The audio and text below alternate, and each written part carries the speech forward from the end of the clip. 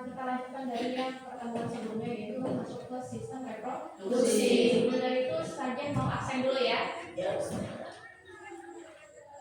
Alifia Syah, Ana Suza, Giva Cahya Zamira, Dwi Sarifah, Fatima Azahra Farida, Hafizatul Aini, Hikmatul Mardia Lubis, Ilfa Yunita Siregar. Adil saja. Semangat kali Ilfa ya. Irna Alisa Berbanci. Bacanya Bobo atau Bodo? Bodo. Junita Hasana, Khairu Isa, Najwa Saputri, Berbanci.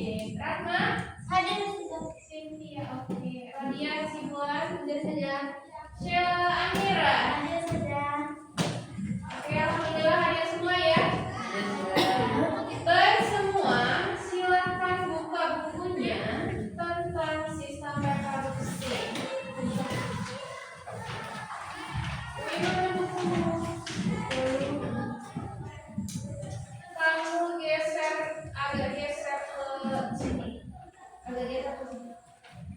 Ini yang geser ke sini. Jadi bukunya kasih aja.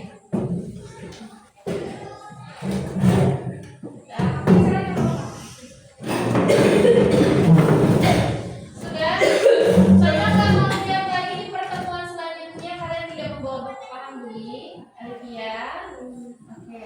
Yuk.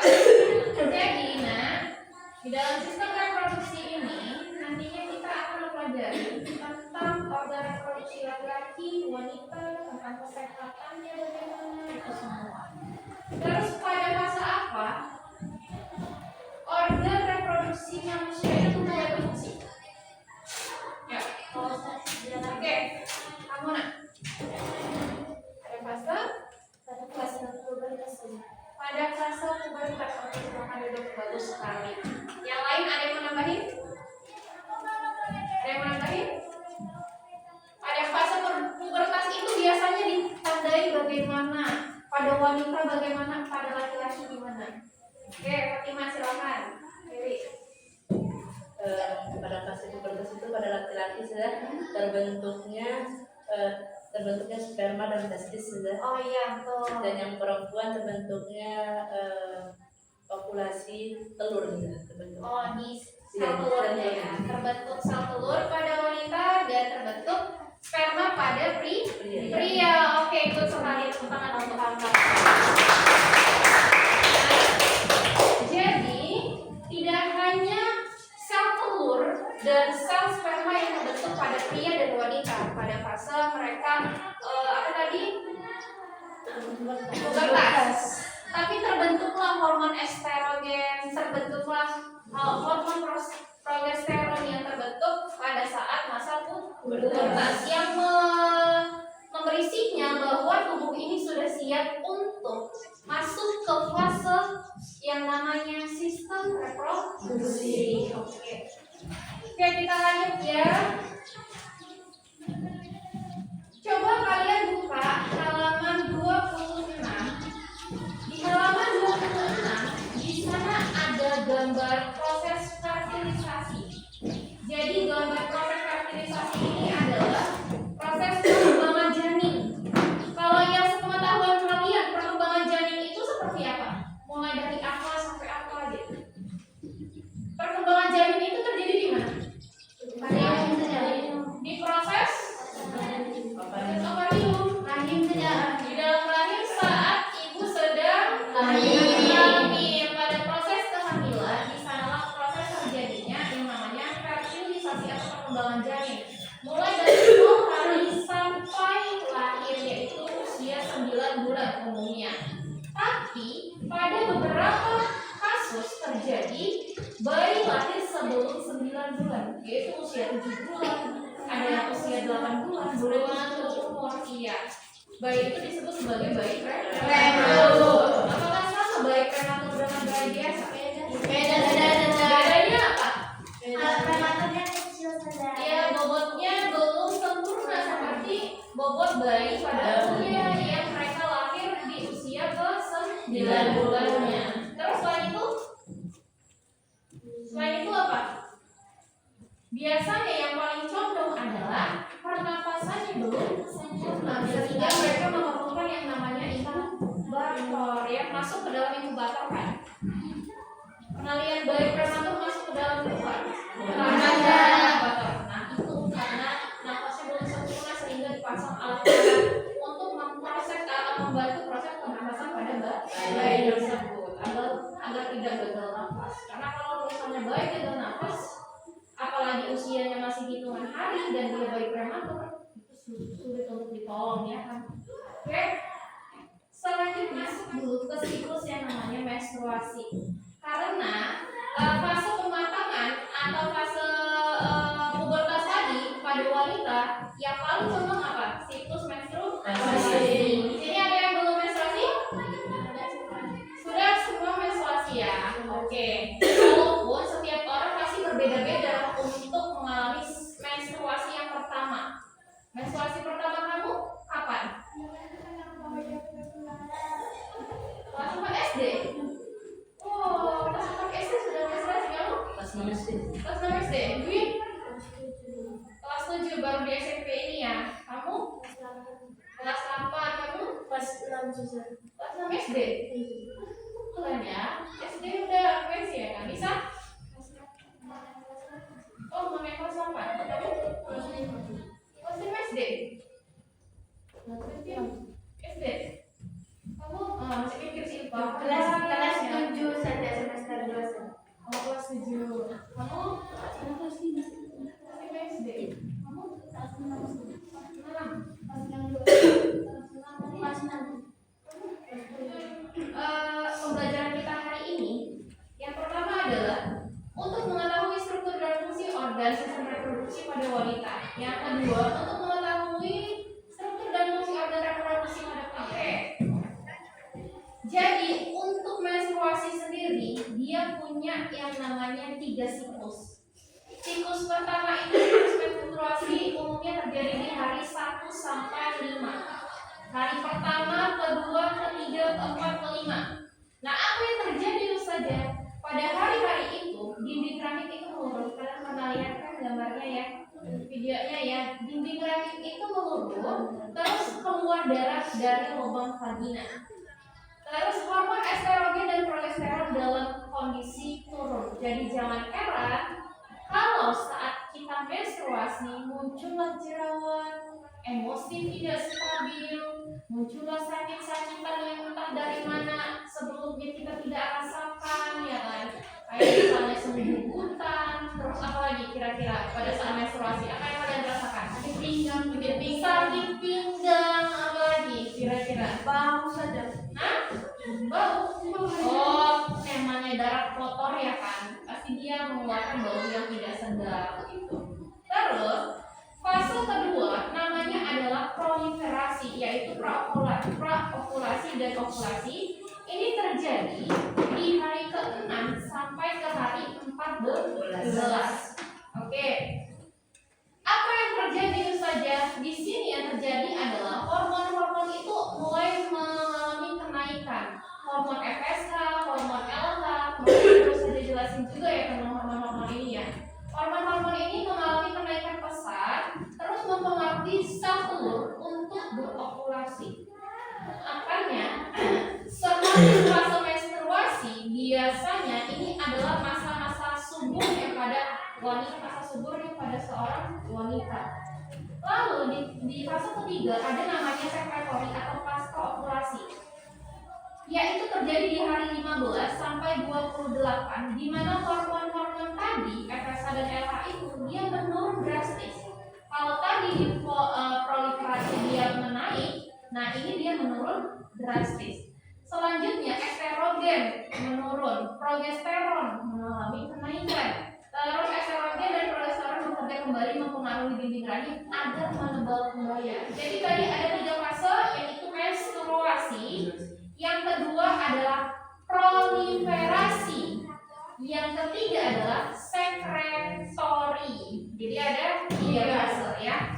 Oke, selanjutnya nah, Ustazah akan membagi kalian menjadi 2 kelompok besar. Kelompok yang pertama adalah kelompok perempuan dan kelompok yang kedua adalah kelompok laki-laki. Walaupun di sini perempuan semua ya.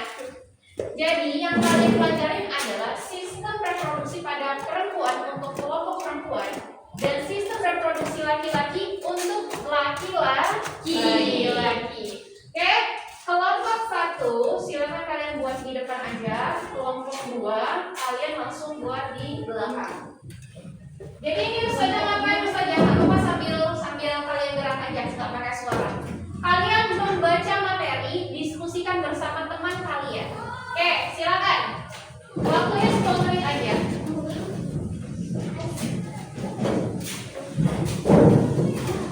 Oke.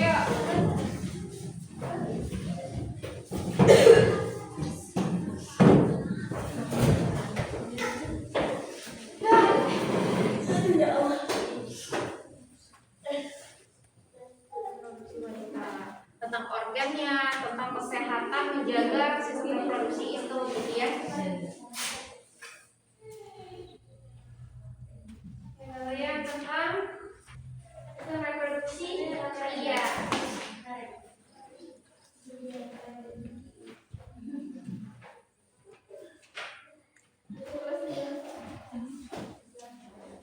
Oke semuanya, waktunya habis, silakan kembali ke tempat duduknya masing-masing. Ya, balik yuk.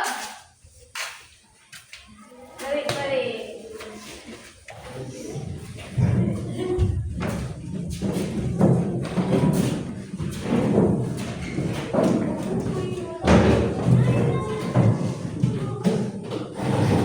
Oke, gimana? Setelah belajar bersama kelompoknya, mulai terbuka pandangannya tentang organ reproduksi, dalam menjaga kesehatan dalam reproduksi. Oke, kalau Ustazah tanya lah sama kalian, bagaimana kalian menjaga kesehatan reproduksi pada wanita? Bagaimana? Kalian menjaga kesehatan reproduksi kalian? Yuk. Dengan cara rutin mengganti pakaian anak. Iya, betul sekali. Mencuci di istinja Ya, istinja ya. Kalau misalnya kita sudah membuang air kecil, membuang yang besar, itu wajib istinja. Terus Ustazah tekankan lagi, kalau misalnya buang air besar, jangan sekali-sekali kalian tarik ke depan ke arah vagina. Karena bakteri-bakteri yang ada di lubang itu banyak sekali. Jadi ketika kalian membersihkannya, kalian tarik ke depan, bakteri itu bisa pindah ke vagina. Apa yang menyebabkan? Apa sebabnya? Apa akibatnya Ustazah? Bisa yang pertama adalah gatal. Yang kedua muncul merah ruam jamur. Iya, jamuran, betul sekali. Gitu ya. Lanjut ya nak. Lanjut tentang kehamilan nih, kehamilan. Oke. Jadi proses kehamilan diawali dengan pelepasan jutaan sel sperma dari organ reproduksi pria ke dalam organ reproduksi wanita, yaitu vagina. Itu tadi penjelasan dari Ustazah tentang sistem reproduksi, tentang kesehatan menjaga reproduksi. Terus tadi kalian sudah mempelajari apa ilmu bagi sama kawannya informasinya. Jangan ketawa-tawa sendiri kalian di situ bertiga. Apa? Enggak ada. Oke, jadi Ustazah mau kalian tulis di buku kalian tentang hal-hal penting lah yang kalian temukan di informasi pagi hari ini tentang sistem reproduksi, tentang kesehatan menjaga sistem reproduksi. Nah, kalian boleh tuliskan di dalam buku kalian. Waktunya 5 menit, bisa? Bisa? Oke, silakan. 5 menit aja ya. Oke, anak-anak. Sudah selesai semuanya? Sudah. Oke. Lagi. Oke, Ustazah mau satu orang untuk membacakan isi tulisannya tentang kesehatan reproduksi pada manusia. Boleh pada pria, boleh pada wanita. Junika? Oke, bisa? Oke, silakan bacakan nak. Berdiri aja.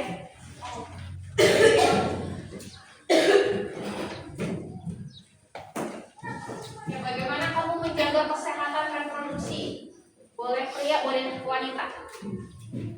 Cara menjaga sistem reproduksi biar sehat itu kalau lagi menstruasi terutama minimal 4 jam sekali ganti pembalut. Oke, good. Ya, betul sekali. Terus yang sudah apa namanya Kalau untuk reproduksi atas adalah itu ganti baju. Oh iya, ganti baju dan ganti pakaian Dan pakaian dalam. Oke, good. Ada lagi? kalau keluar kemudian Oh iya. ganti dulu. Udah? Oke, terima kasih Junita. Tepuk tangan saja. Oke, jadi betul sekali yang paling utama tuh adalah sering ganti yang namanya pakaian dalam. Kalau misalnya kalian sudah risih, sudah mulai, apalagi kalian lagi masa-masa putihan, silahkan ganti pakaian dalam kalian, terus kalian cuci, kalian bilas. Kayak gitu ya. Oke, terima kasih. Hari ini sekian dulu materi kita. Semoga bermanfaat untuk kalian. Ustazah Anggar yang dikatakan Junita tadi itu merupakan kesimpulan juga, sekaligus kesimpulan materi kita pada hari ini. Oke, sampai berjumpa di minggu depan di pertemuan selanjutnya. Di pertemuan selanjutnya nantinya kita akan membuat satu proyek untuk sistem kesehatan manusia. Kalian boleh buat poster, kalian boleh buat media presentasi, boleh buat video kalian tampilkan kayak gitu ya. Bisa? Bisa, Kelompoknya sama seperti yang tadi, kelompok 1 dan kelompok 2 untuk pria dan wanita. Oke, sekian